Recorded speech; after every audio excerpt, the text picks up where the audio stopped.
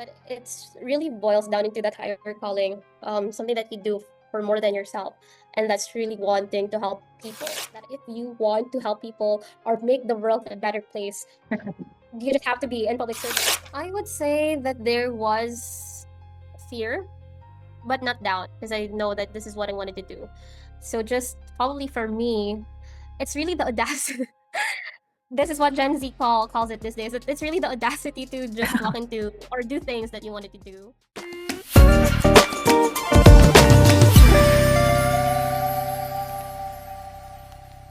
Everyone has a path, but not everyone has the courage to change it.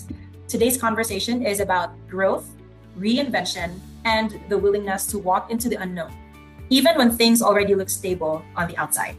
Because our guest today didn't just follow one career path, she evolved through multiple.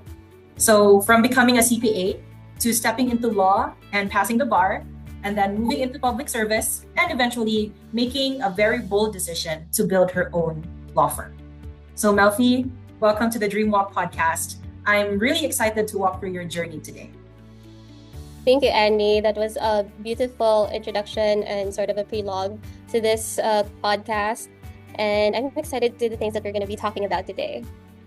Yes, I'm very excited. Of course, I think I sent you an email, Melfie, and then starting it with "We miss you." So it's like meeting you again after March, I think. So this is another time for us to really catch up for a bit. So I would like to start, Melfie, from the beginning. So before law, before public service, there was accounting. So can you please let me and let our audience know what first drew you into becoming a CPA? My grandmother, she wanted to have a CPA in the family, but I learned about that when I was already a CPA. The first time, like the first instance that I thought that I could be a CPA was when I was in first year high school. We had a class called entrepreneurship. I don't think a lot of high schools have that kind of class, but we did back then. And then we were already making financial statements. And one time when we were doing a financial profit and loss statement, I guess back then, my professor, not a professor, because back in high school we just called them teachers. Yes. My teachers back then, I remember her name's Mom Helen Donnie. I don't know if she would ever remember me, but she suddenly exclaimed that I was writing something along the line of "Oh my gosh," or like that's amazing, and I was immediately surprised when she said that, because I was writing, and then the reason why she made that exclamation was because she thinks my handwriting was so clean, and maybe one day I could become a CPA. But that was just for the numbers. I think my handwriting when writing numbers is more legible than when I do words. So that's maybe the first time that I thought, yeah, maybe that's a career that I want to take. Right, and as you were going through that process, Melfie, I'm not really sure how your professor or your teacher was able to identify that just by seeing your handwriting. Forgive me if I don't see the connection. You can expound to it. You can expound about it for us to understand, or the viewers also to understand. But again, as you were going through that process, studying, working, building your foundation, did it feel like this was it for you? Like, or was there already something in you that's telling you, Melfie, there might be more? What's funny about that is I didn't have anything that I wanted to do in particular. So when I was in high school and taking all of those college examinations, entrance examinations, it was my mom who was filling up the choice of career. Like, this is the first choice, this is the second choice, and I just let her do it because I don't have anything that I really wanted. But while we were talking about it towards graduating in high school, it was sort of the plan that I'm going to be a CPA. So it's sort of, I've been brainwashed. I like to say I've been brainwashed into becoming a CPA because I was told that I was going to be a CPA, and I'm like, yeah, I don't really want anything. So I'll just probably take it, and if I become good at it, then why not just pursue it as a career? So I think that's the mindset going into this career. But at the same time, it was also, and the reason why my mom wanted me to become a CPA was because, again, my grandmother wanted to have a daughter who's a CPA. Okay, and now that you've mentioned that, is it the same thing for wanting to proceed to law? Is your mom still heavily, heavily involved in that decision, or was it truly what you were already planning after being a CPA? It has probably probably have always been in the books that I'm going to be a lawyer someday, because my high school yearbook, it says, in the goals that I wanted to have, it says I wanted to learn, the first part of it is I want to learn all forms of dancing. And the other half of that is becoming a CPA lawyer. So it's to learn all forms of dancing and becoming a CPA lawyer. So before I graduated high school, it was something that I've already planned on doing. And later on, I think it's just one of those things that clicked for me. I'm not really a big planner. I don't really plan my life. I don't plan my day to day. I'm a very spontaneous person. But with this one, they wanted me to try being a CPA, and I somehow thought of wanting to become a lawyer. And for the lawyering part, one well, just let me say this. When I was in third year, we already have law programs in accounting, in the accountancy program, and that starts with obligations and contracts, and then you have partnerships and corporations. And for those courses, I would usually do well in my classes. I like the format. I think I love the pressure of it, just doing recitations instead of writing. It's a big contrast. The accounting part, where you write all the time, solving numbers, using calculators, versus the law courses where you have to stand up, explain yourself, and just verbalize your thoughts. So those are very contrasting approaches when you are a student. Yes, and when you made those decision, or that decision, Melfie, to like transition into becoming a lawyer, can you also tell us what did it take to follow through, not just professionally, but mentally and emotionally? Because you mentioned I remember those are two very contrasting, like professions. Yeah. So what did it take to help you follow through becoming a lawyer? I always say that this is such a corny answer on my end, on every time I'm being asked why you wanted to become a lawyer, but it's really boils down into that higher calling, something that you do for more than yourself, and that's really wanting to help people. I think like I've lived a beautiful life. I've always gotten everything that I wanted. I feel like I would get them. I know that I'm not a lazy person, but I'm not the most hardworking person.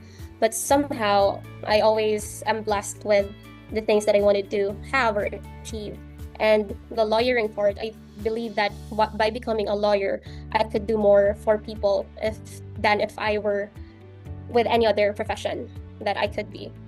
And so that's really what's motivating me all those years. So I was working as an accountant. So the first few years that I was an accountant, I was into public audit. So I was with an audit firm.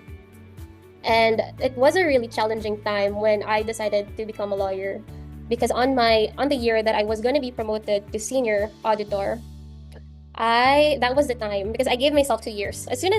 What's funny about this is, as soon as I had the manager's interview for my first accounting job, I already told the manager that I think one of the things he told me is they expect, or at least they wanted their employees to stay for at least 5 years, so that it's the training and the growth path would make sense. And I told him that I'm probably going to be here for 2 years.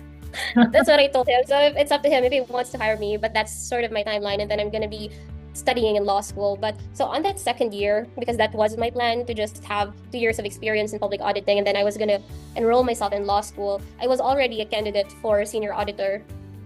But everyone in my cluster already knew about my plan, and then that I was going to be resigning that year to pursue law school. But I was just really having a hard time deciding whether it was the best time for me or not. So there's sort of this 1 month gap where I was really on being pulled left and right on wanting to stay or grow my career, at least experience being a senior auditor, or proceed with law school. And then most of the time I was doing meditation, going to church. I'm a very religious person, so I'm very comfortable. One of the things that I immediately run to when I'm having difficulty making a decision is going to church.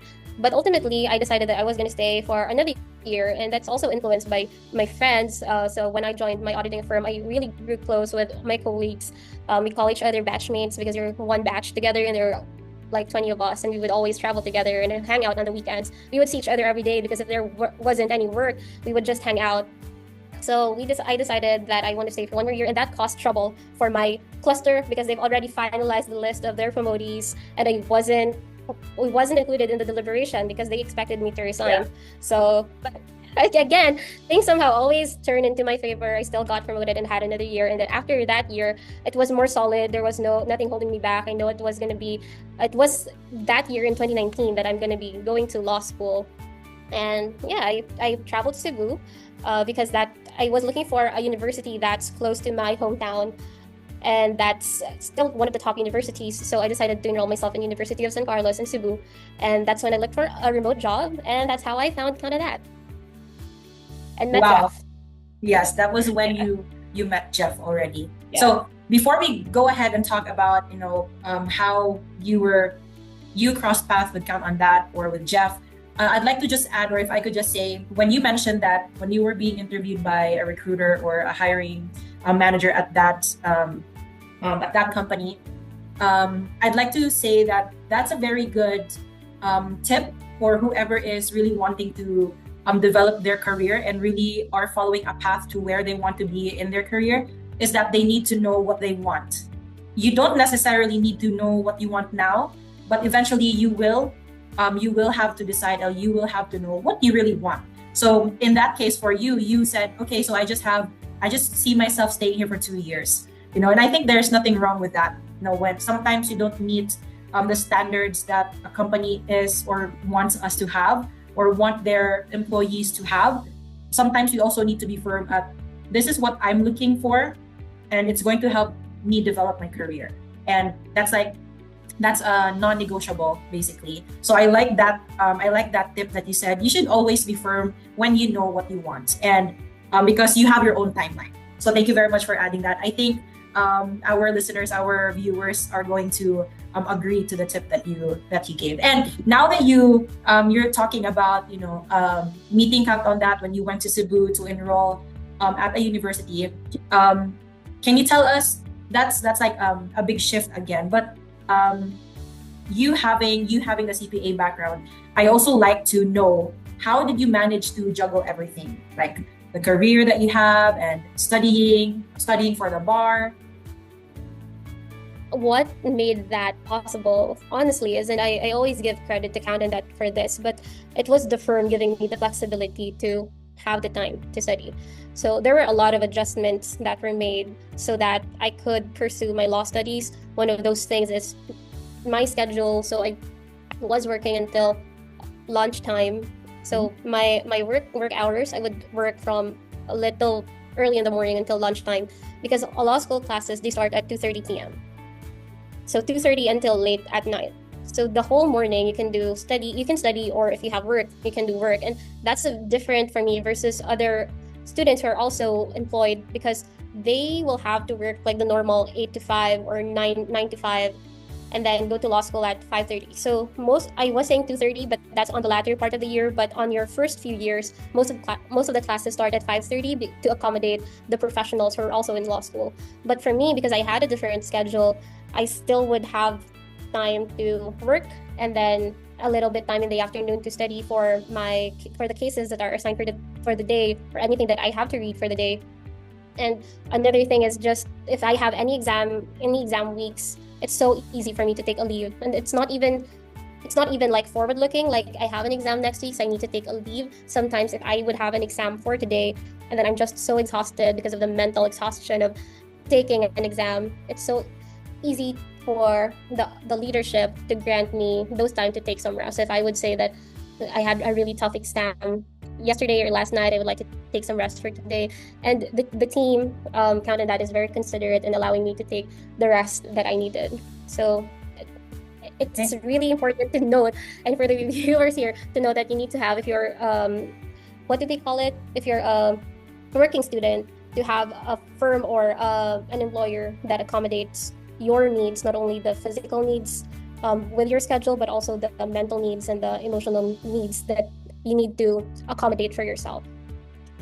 Okay, and while we dig deeper into that, or before we do dig deeper into that, Melfie, I would also, or for our viewers to also understand, what was Melfie's role in Count on That, while everything was happening. So can you tell us, or tell the viewers, what was your role at Count on That, and what kind of experiences were you getting at that time? Yeah, and this is very interesting because a little bit of trivia, I was Count on That's first employer here first employee here in the Philippines. So when I was looking for jobs that are in Cebu that is related to my accounting background and preferably remote, so that I don't have to travel before to a workplace, a physical workplace, and then go to school every day, I found in that. So the first role that I have is being an accountant. And I would say staff accountant, although there's no one else there. But basically, because I'm doing all of the groundwork for the firm as the only Filipino employee, and then Jeff, the managing member of the firm, was still in the U.S. at this time and was looking for an employee in the Philippines. So I started my role as a staff accountant, and then moved into being a senior accountant, and then and this is going to be probably something that we would be talking about later, but there was a year where I have to take a break from working, and then I came back as an advisor and consultant for Count on That. So the last role that I have is being a consultant. Yes, and I think that was, you were in such a unique position, Melfie, seeing businesses up close, working with clients, while also, stepping into law. So can you tell us, how did that shape the way you understand business today? You have different kinds of roles already. You've been in different seats in Count on That. So how did that shape the way you understand businesses today? Yeah, I think that by being one of the things that I worried about being a consultant for businesses, and of course I was an advisor and I have to give advice on some concerns that they have, or some of on the operating side and the financial side of the businesses, was that I never had a business before. Maybe a business, if you would call it a business, when you were selling chocolates when you were in grade school, and then selling for one peso, and then we wouldn't know if selling your homework. I'm not sure if you had that experience. If we profited from that or not. But yeah, I've never had any businesses before. So just going into meetings with clients who are looking for direction for their businesses was really challenging. But all it boils down is understanding that for businesses to thrive, it's really simple. The revenue must be bigger than the expenses that the business owners have. And the goal is, and sometimes you would think that the goal is always to grow the business, getting more money. But it's very important that to understand the business, you need to understand or get to know the business owner. Because some business owner, just getting bigger is not the goal for them. Maybe they want to spend more time with their family, or they just have a very specific goal that they want to achieve in life, and that's it. So one of the things that you need to understand about businesses is understanding what the business owner wants to happen. And by having that fundamental way of thinking, I would say you can at least have a strategy already in mind on how to analyze or we call it analytics. So yeah, maybe analytics would be the best, or like the business analytics, the direction for those advisory meetings. That's gonna guide you, or understanding the business owner's goals would guide you into which direction to guide the business owners to. Right, and I think that's really connected with the mission of Count on That. Do you still remember the mission of Count on That, Melfie? Yes, of course. Our mission is to help small business owners succeed, and I really like that. Yes, and I think it really, when we think about going back to also one reason that you really went into law, you mentioned, is because you really want to help. And I think with your time being in Count on That, you really were, you were so aligned with what you wanted to do. And when you went to the decision, or when you made the decision to move forward and then start your own business, I don't think, anyone at Count on That felt bad at all, because we we somehow already saw that was where you wanted to be. So it's very, in behalf of Count on That, I think it's an honor to really seeing you achieve your dream.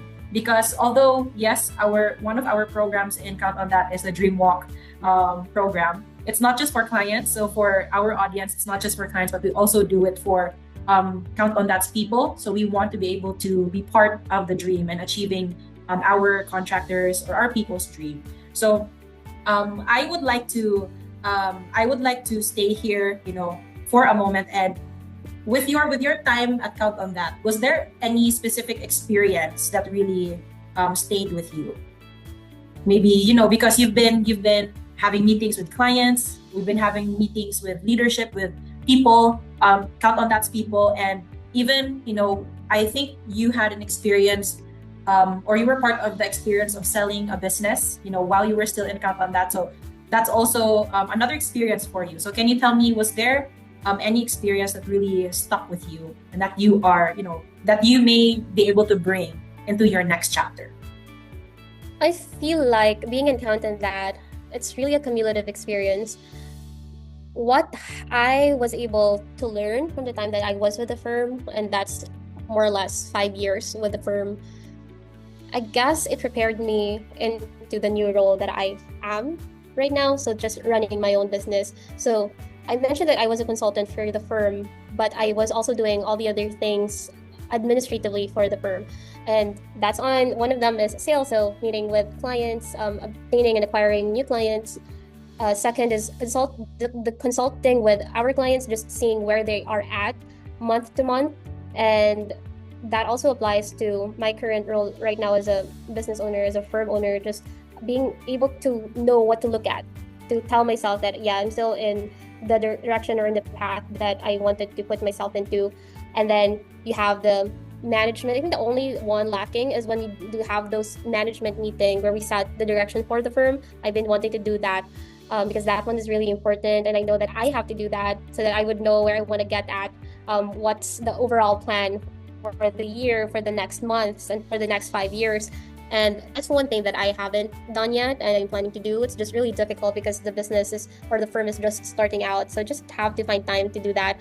And then also, because as a consultant for businesses, we always talk about exit strategy.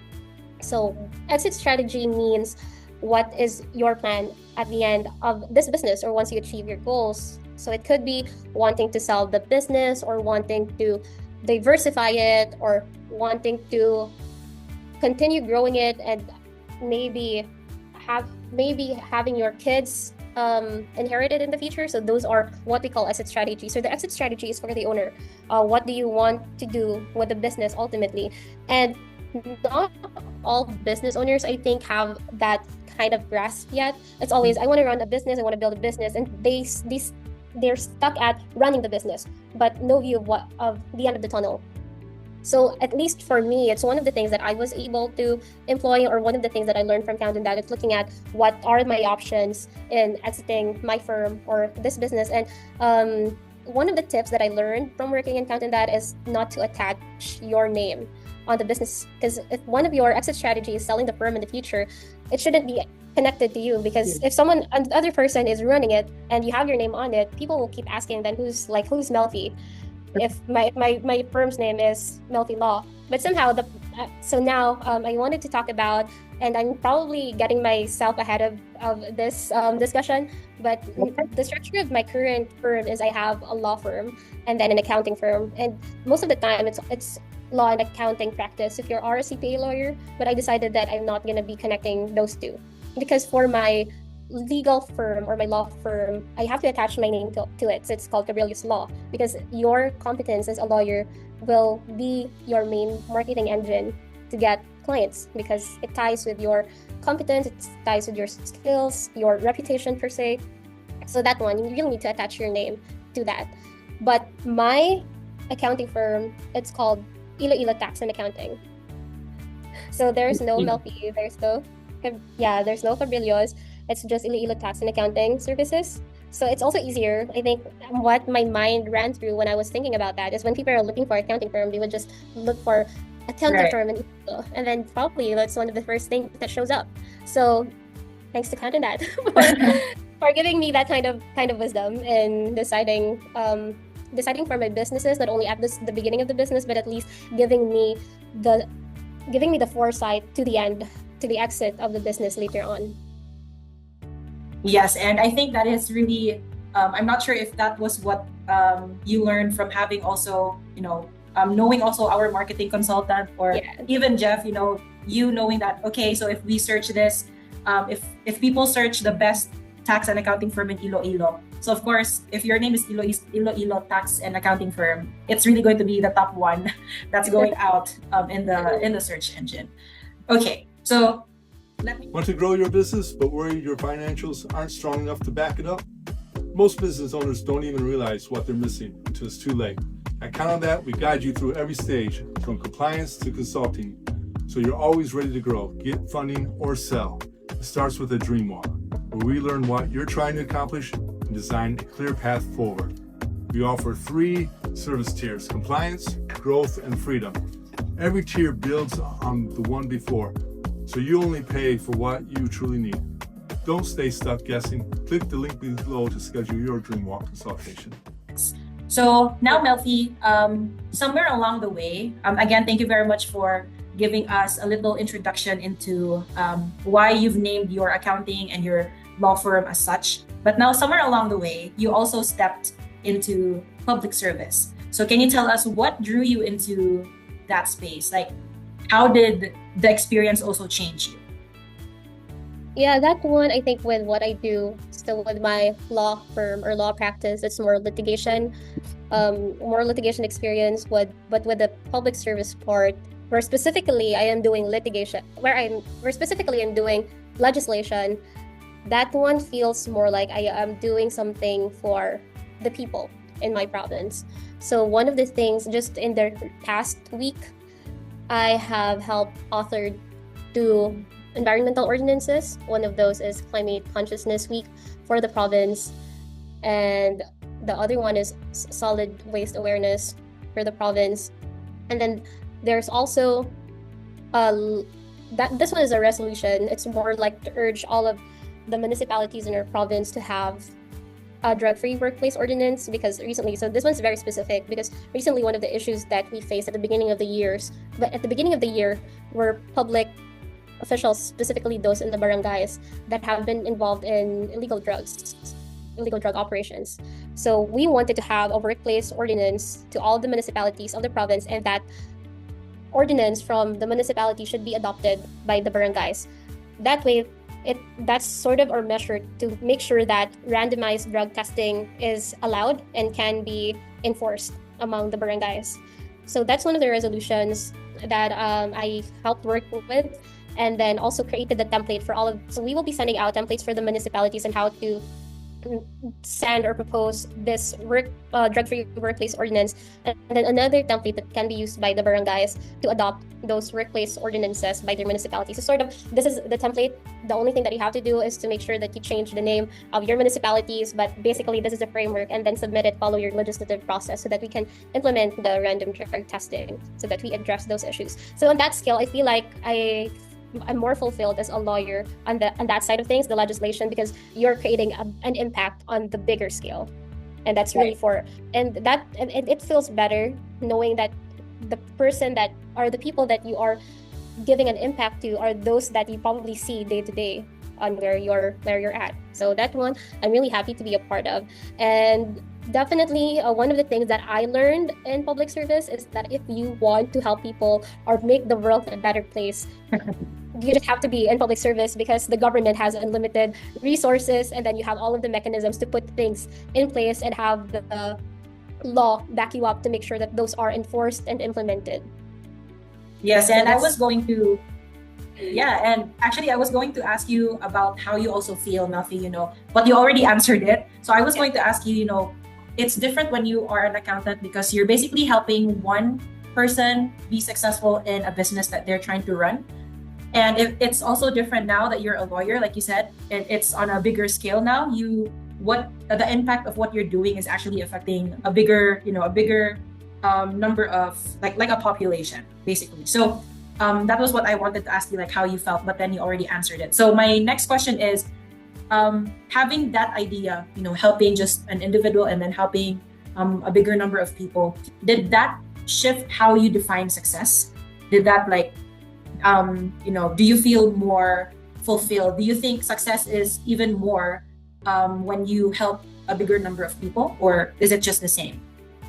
Yeah, not necessarily. So just because I feel like with just one legislation, you're going to be helping a group of people versus just helping one person, I think the impact is more or less the same, or the fulfillment is the same. So for example, if with the legislative work, I'm basically working for the people in Iloilo province, and then if I have a case where I get to help I get to help a minor woman get justice, I don't think one is more fulfilling than the other, for as long as you're able to help them achieve not necessarily a better life, but at least a life that doesn't make them not enjoy the life that's been given to them. So I think it doesn't really matter. It won't matter. I think the number that is being influenced or impacted matters for that. Okay. And then also along that, Melfie, you also had to make one of the biggest decisions. Walking away from your 5 to 2. I was going to say 9 to 5, but of course our shift was 5 to 2. So walking away from that and building something of your own. So can you take us into that moment? What were you feeling? Was there fear, doubt, and how did you move forward anyway? I would say that there was fear, but not doubt, because I know that this is what I wanted to do. So just probably for me, it's really the audacity. This is what Gen Z calls it these days. It's really the audacity to just walk into or do things that you wanted to do. So there's no doubt I wanted to do this. I don't think I'd ever live down or live my life knowing that I haven't done what I have done. So there's no doubt. But fear, yes, because really with today's economy, with the war that has stricken us, there is a fear of my personal convenience. But if you look at it, my personal convenience doesn't really matter at the end of the day.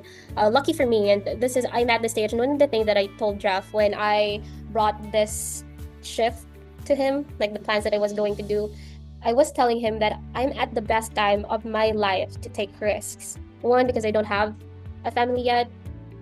I have my parents that are in full perfect health. I only have myself to feed. So the convenience part, if ever it's something that I'm gonna have to struggle with, I don't think it's gonna be a big deal. But it's more an investment of the life that I wanted to live, and also at the same time, if I'm able to build this and grow this, then it also means that this is sort of a trade-off, or the trade-off of my current convenience will be my comfort later in life. So I think that's the idea, and just having the courage to push through with this plan or this shift. So it's like delayed gratification. Would you agree? Yeah, I agree with that. So working our asses off now to get the comfort that I want to be in the future. So I think that's also, and not a lot of people would actually agree to that, having like delayed gratification. But I read from somewhere that some of the bravest and strongest people would agree to doing that, or would decide to do or have delayed gratification, because they have a more extensive plan of being in comfort in the future. Being, with if we can connect it to count on that, the freedom stage of our dream walk, right? So I want to be financially free when I get to this age, and I want to be able to, like you said, bring your parents to maybe somewhere. I know you like to travel. We've been really updated with where your whereabouts are if you've traveled to this place, this country. And it would actually be very nice to also bring our parents. I know you've also brought them somewhere, like was it in Vietnam with your parents? No, it was with Taiwan. It was the last time that we traveled together, and the next one is we're planning to go to Vietnam together, probably on the next holiday. So we're just trying to get our schedules to match so that we could finally do the planning. But just going back to the delayed gratification, I believe that it's something that I really have worked in my life. So being an academic student who's always trying to stay on top of her class, it's really later in life, like when you were in high school, you were doing all these things and that made somehow your college life better and more bearable because you've already experienced that. And then later when you were working, you're just thankful that you worked hard so that now you only have to take the CPA examination one time because you've studied for that one. And then even now that I am a lawyer and doing my own firm, I'm so happy, I'm so glad. And I'm thankful to myself that I decided to be a working student while I was in law school, because that way, the 4 years that I spent in law school, if I had paused on becoming a CPA, I would this year I would be a CPA for 10 years. So I have 10 years cumulative accounting experience versus if I have paused in law school, that would have been reduced by 4 years. So I'm just glad that I continued working and just learning a lot. And now that I'm just 2 years into being a lawyer. So I took my oath in 2023, end of 2023, and now it's been 2 years since then. But the amount of experience, just the growth that I've had in the past years, including the ones that I worked with Count and that, was really helpful into allowing me to very boldly step into this new chapter of my life. Okay, so there you go, folks. Delayed gratification really does work. Yes. You know, so it's never too late to start doing it, to anyone listening or to anyone watching. So I want to shift gears for a moment, Melfie. Can you tell us what's a hard truth about the journey that you are currently taking? So something that people don't really see, because sometimes they just see you, whatever you post, maybe, oh, Melfie passed the CPA exam, one take. Melfie passed the bar exam, one take. She's been traveling to this part of the country. She's starting her own firm. So can you tell us what are the hard truths, what are the hard truths about the journey that you're taking now? Yeah, I think most because we're living in such a social media age, we don't really want to expose our vulnerabilities or weakness. But on my end, one of the things that I want to be transparent about, especially when I was taking the bar, was that it's an experience that I didn't want to happen again. Like, if I'm so grateful to the Lord that I took the bar. I only have to take the bar once, because if I have to do it again, I wouldn't be able to bear it or go through that same phase again. So just to limit the timeline on what the struggles are between the bar up to today, the ones that people don't see are the times when you don't even have time for yourself to eat your lunch. You just forget completely, or just get enough sleep that a normal person would have to take every day. So that's between 6 to 8 hours. And if you are doing all these things, or you have to study and work at the same time, you only get to have 4 hours of sleep, and you just have to be fine with that. And that takes on for years and years, and sometimes you don't see, like, you just want to reach the finish line. I think one of the things that motivated me at that time is just wanting to reach the finish line. So I just wanted to see where you can imagine yourself running a marathon, and there's just the word finish there, and sometimes you see yourself almost crawling towards that end. But yeah, if you have to crawl, you're gonna have to crawl. And sometimes if you could just drag yourself on the current situation that you're in just to get there, then that's the one thing that motivates you. And one of the more difficult things for me is, as a person very close with my family, is not spending time with them. Like, that really, I don't have the best description for it, but that experience is one of the things that sometimes make me question if all of these things that I'm doing is still worth it if I'm not able to spend as much time with them.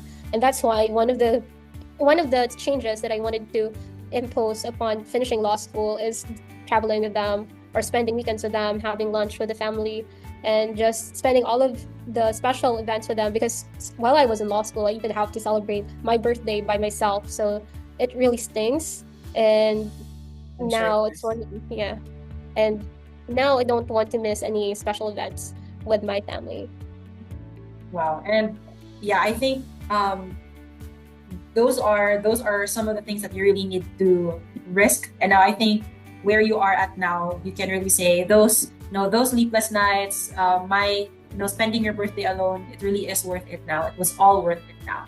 So on the flip side, Melfie, on a more lighter note, can you also tell us what's been the most rewarding part as well? The most rewarding part is really sticking into that higher calling, which is getting to help other people.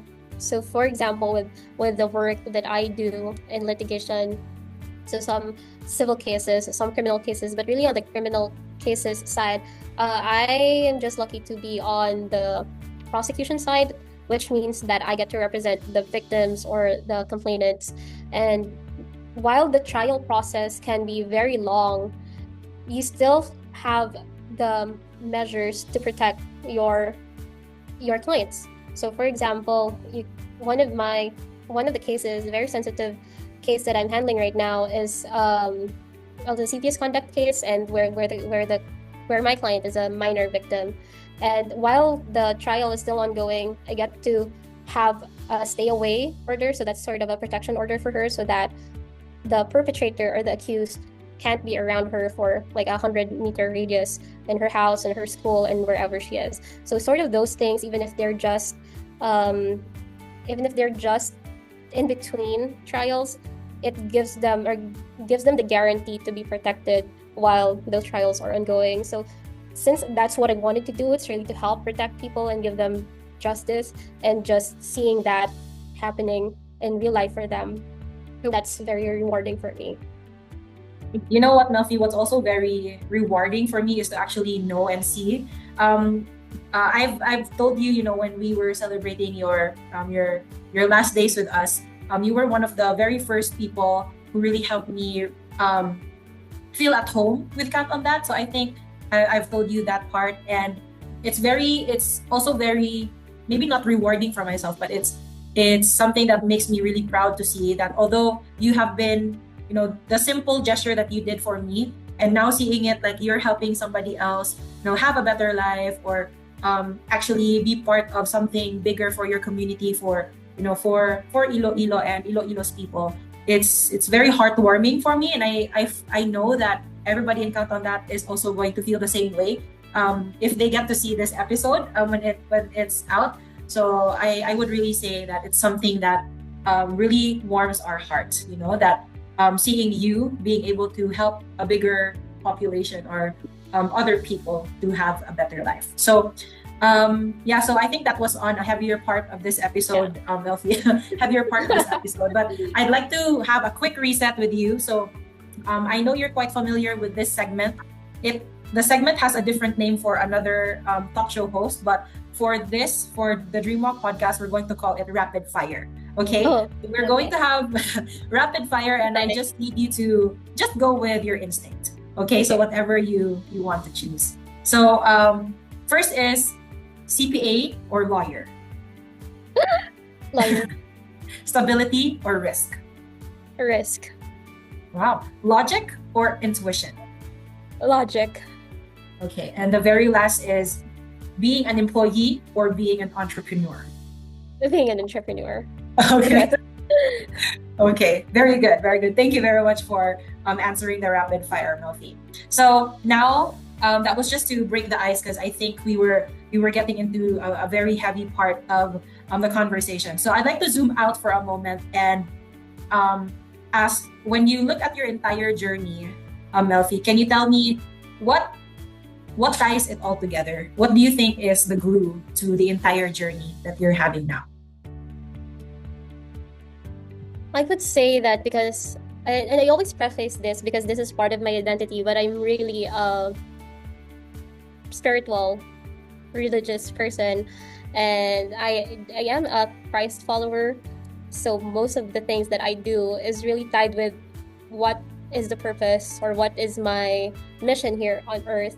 And if that means, or if the things that I do, whether it's on a day-to-day basis or on a bigger scale, reflects the kind of love that, or reflects the kind of life that Jesus lived, and that means less of yourself and more of others, then I think I'm stepping or walking into the right path. And just ultimately, at the end of the day, the goal is to be called a good worker. And just hearing the words from my Lord that I am a good and faithful servant. So I think that's ties it all up together. And that's why, while there can be struggles, it's like the littlest of things. Doesn't even matter for as long as the mission is successful. So that's where it all, the loose ends tie together. And for someone listening right now, Melfie, who may feel like they're being called for something more, but they're afraid to take that step, what would you say to them? I would say that because listening is very difficult, I think we're more inclined to share thoughts or speak and make ourselves more audible. But the listening part, it's really the hard part. So it's important that we have time for ourselves today, time for ourselves every day where we just pause and listen. And for me or for any other Christians there, it's really to give more time for devotionals, studying the Bible. And that way, I know it's you would hear it from Christians or any other persons from time to time, but really studying and praying every single day just keeps your ears more inclined or more receptive towards God, and that way you would know what He wants you to do, and it gives you more courage that because you got it from Him, it's gonna happen for you. Thank you very much for that, Melfie. And to all our listeners and to all our audience as well, I know that some of our audience are really going to relate heavily. To also, you said, you being able to trust that the Lord is the one that has been keeping everything together for you. And I could really say, and I would agree that you have really been, a good and faithful servant. So I'll leave everyone with this, or I'll leave you with this, Melfie, that at the end of it all, beyond titles, beyond achievements, Melfie, how do you want your story to impact others or impact the listeners that we have today?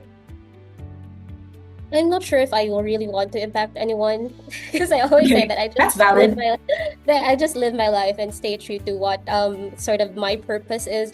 But for me personally, the ones that I wanted to influence the most are my future kids.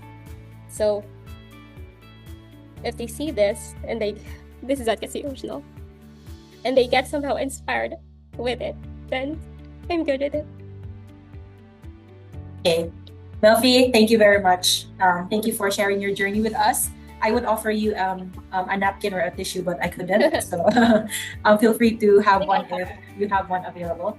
So again, thank you very much for sharing your journey with us, Melfie. And to everyone listening today, your path doesn't have to be linear. It just has to be yours. So this is the DreamWalk Podcast. Thank you very much, everyone, for watching, and we'll see you in the next episode. Bye-bye. Thank you, everyone.